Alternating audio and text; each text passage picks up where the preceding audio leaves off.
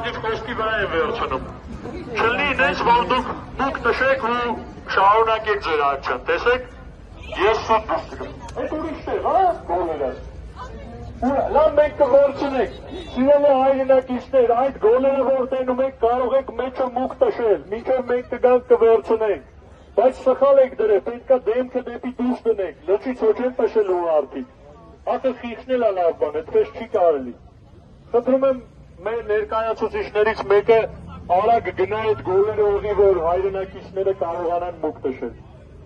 Ով կա, Աննա ջան կանես, մեր Աննան կուղի գոլերը։ Բայց դու մուկ չտշես, խոսք եմ տվել։ Ստիպում են շարունակեմ, չէի ուզում ես, թե չենք տշելու, ձեզ չեմ խաբելու։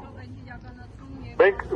ոչ ժողովրդին, ոչ ձեզ չենք խաբելու։ Ասացիք մուկ տշելու ակցիա ենք անում, ուրիշ բան չարեցիք, չէ։